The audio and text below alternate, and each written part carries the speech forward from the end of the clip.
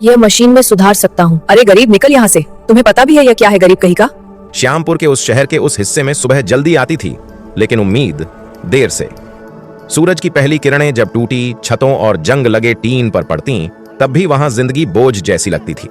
उसी बोझ के नीचे हर रोज उठता था एक लड़का, विवान। विवान की उम्र 16 के आसपास थी, लेकिन उसकी आंखों में वो बचपना नहीं था जो उस उम्र में होता है। उसकी सुबह अलार्म से नहीं, मां की खांसी से होती थी। वही खांसी जो उसे याद दिलाती थी कि आज भी दवाइयों के पैसे नहीं है। अबा वह चुपचाप उठता, पानी से मुंह धोता और अपने पुराने बैग में जूता पॉलिश का डिब्बा डाल लेता। घर से निकलते वक्त मां बस इतना कहती, ध्यान से रहना बेटा। विवान सिर हिलाकर निकल जाता। उसे पता था मां को तसल्ली देने के लिए शब्द कम पड़ते हैं। सड़क उसका स्कूल थी, लोग उसकी किताबें थे और मशीनें उसकी सबसे बड़ी रुचि। जब भी कोई बस स्टार्ट होती वह आवाज सुनता, जब भी कोई जनरेटर बंद होता वह देखता, जब भी कोई लिफ्ट अटकती वह सोचता। लोगों को लगता था वह यूं ही घूरता रहता है, लेकिन असल में उसका दिमाग हर चीज को खोलकर देख रहा होता था। रात को जब थकान से शरीर टूट जाता, वह कबाड़ में पड़े सर्किट, पुराने मोबाइल, जले हुए बोर्ड खोलता। उसे नहीं पता था उसे यह सब कैसे आता है, बस आता था। उसी शहर में उसी वक्त एक दूसरी जिंदगी चल रही थी, जहां थकान नहीं, सिर्फ दबाव था। नोवा इंडस्ट्रियल सिस्टम्स देश की सबसे तेजी से बढ़ती टेक कंपनी। उनका सपना था एक ऐसी स्वायत्त मशीन जो बिना इंसान के हस्तक्षेप के पूरी फैक्ट्री चला सके। मशीन की लागत 100 करोड़ रुपए। मशीन का नाम प्रोजेक्ट अग्नि। लेकिन अग्नि अब आग नहीं रही थी, वह कंपनी को जला रही थी। हर टेस्ट में, हर ट्रायल में कहीं ना कहीं कुछ गलत हो जाता। कभी सेंसर फ्रीज, कभी लॉजिक लूप, कभी बिना कारण shutter down. CEO summer Pratap ने बोर्ड मीटिंग में साफ कहा, अगर यह प्रोजेक्ट अगले 7 दिन में स्टेबल नहीं हुआ तो हम निवेशकों का भरोसा खो देंगे। टीम सन्न थी। सॉफ्टवेयर हेड कविता मेहता, हार्डवेयर लीड अर्जुन मलिक और सिस्टम आर्किटेक्ट राहुल शेखर सब थक चुके थे। एक शाम राहुल देर रात बाहर निकला, दिमाग में सिर्फ एक सवाल, सब सही है फिर भी गलत क्यों? वह सड़क किनारे रुका। विवान वहीं बैठा था। जूते पॉलिश करवा लो साहब। राहुल बैठ गया। पॉलिश की आवाज के बीच राहुल बोल पड़ा, अगर दिमाग बहुत ज्यादा सोचने लगे तो गलती कहां पकड़ोगे? विवान बोला, जहां से सोच शुरू हुई। राहुल चौंका, क्या मतलब? विवान ने जूता चमकाते हुए कहा, मशीन भी इंसान जैसी होती है साहब। अगर उसे हर सेकंड नया आदेश दो तो वो खुद पर भरोसा खो देती है। राहुल कुछ नहीं बोला, लेकिन उस रात वह सो नहीं पाया। अगले दिन मशीन फिर फेल हुई। इस बार पूरा सिस्टम क्रैश। सीईओ ने आखिरी चेतावनी दी। राहुल वहीं सड़क ढूंढता हुआ आया। अगर तुझे एक मशीन दिखाऊं तो तू सच बोलेगा? विवान ने बिना सोचे कहा, हां। जब विवान पहली बार प्रोजेक्ट अग्नि के सामने खड़ा हुआ तो कमरे में मौजूद हर आदमी को लगा यह मजाक है, लेकिन विवान की नजर में मजाक नहीं था। वह मशीन के पास गया, हाथ नहीं लगाया, बस देखा, लंबी सांस ली और बोला, यह मशीन गलत नहीं है, इसे डर लग रहा है। सब हंस पड़े। विवान शांत रहा। आपने इसे हर पल खुद को जांचने के लिए कहा है, अब यह हर पल खुद को रोक रही है। कविता ने पूछा, तो समाधान? विवान बोला, इसे भरोसा देना होगा, हर सेंसर बराबर नहीं होता। सिर्फ एक लॉजिक बदला गया, एक प्राथमिकता तय की गई। मशीन चली 1 घंटा, 2 घंटा, 4 घंटा, कोई शटडाउन नहीं। कमरे में सन्नाटा था। 100 करोड़ की मशीन चल रही थी। समर प्रताप धीरे से बोले, तू कहां से सीखा ये? विवान बोला, गलतियां महंगी हों तो इंसान ध्यान से सीखता है। यहीं से विवान की कहानी खत्म नहीं होती, यहीं से असली कहानी शुरू होती है। मशीन चल रही थी, लाइट्स स्थिर थीं, स्क्रीन पर डेटा बिना रुके बह रहा था। कमरे में मौजूद हर इंजीनियर, हर मैनेजर, हर टेक्निकल एक्सपर्ट बस मशीन को देख रहा था, जैसे कोई चमत्कार अपनी आंखों के सामने घट रहा हो। लेकिन चमत्कार अक्सर सबको खुश नहीं करते। एक कोने में खड़ा था विक्रम अरोड़ा, कंपनी का फाइनेंस डायरेक्टर। उसकी आंखों में राहत नहीं थी, उसकी आंखों में डर था। डर इसीलिए नहीं कि मशीन चल गई, डर इसलिए कि मशीन एक सड़क के बच्चे की वजह से चल गई। विक्रम जानता था कि अगर यह बात बाहर गई तो कई बड़े नाम, कई बड़े कॉन्ट्रैक्ट और कई अंदरूनी खेल सामने आ सकते हैं। सीईओ समर प्रताप ने विवान की तरफ देखा, आज से तुम यहीं रहोगे, हम तुम्हारी पढ़ाई, रहने, खाने सब देखेंगे। विवान ने पहली बार हिचकिचाते हुए पूछा, मेरी मां? समर प्रताप बोले, कल से उसका इलाज हमारे अस्पताल में होगा। विवान की आंखें भर आईं, उसने सिर झुका लिया। लेकिन यह कहानी यहां आसान नहीं होने वाली थी। अगले कुछ दिनों में विवान को कंपनी के अंदर रखा गया। उसे लैब दिखाई गई, डेटा रूम दिखाया गया, सिस्टम समझाए गए, पर उसे छूने नहीं दिया गया, क्योंकि कुछ लोग अब भी उसे खतरा मानते थे। विक्रम अरोड़ा ने अंदर ही अंदर जांच शुरू करवा दी।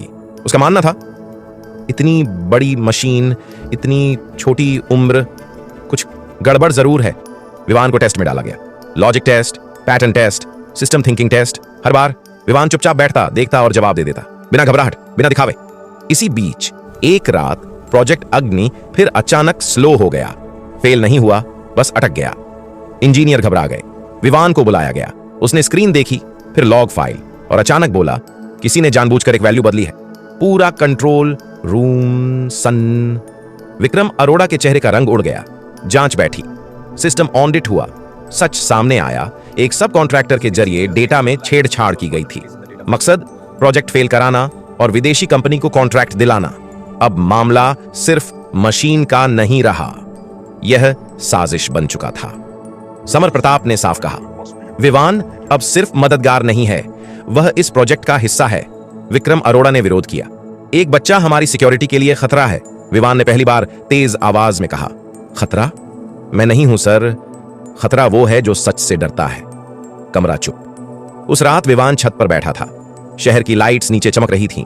पहली बार उसे लगा शायद उसकी जिंदगी बदल रही है, लेकिन अंदर कहीं डर था। यह दुनिया उसकी नहीं थी। यहां हर मुस्कान के पीछे हिसाब था।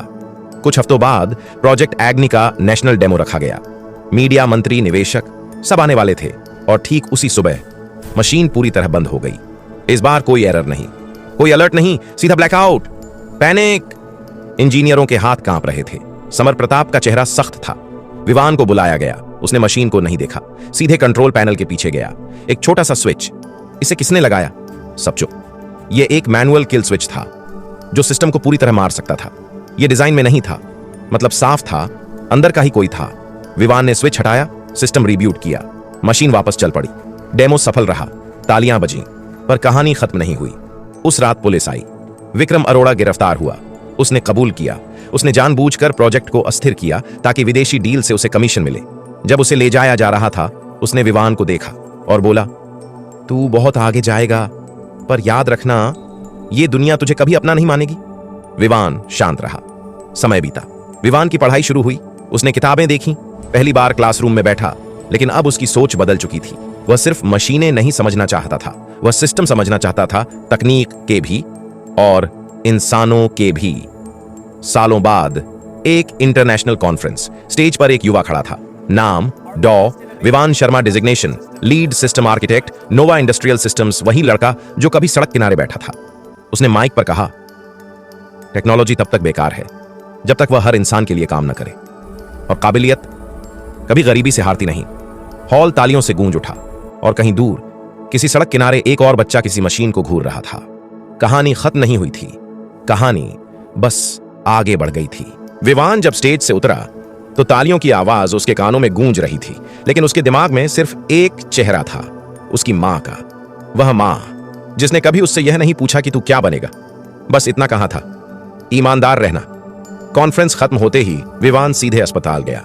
वही पुराना सरकारी अस्पताल जहां कभी दवाइयों के लिए लाइन लगानी पड़ती थी। अब मां बेहतर थी, चेहरे पर कमजोरी थी, लेकिन आंखों में सुकून था।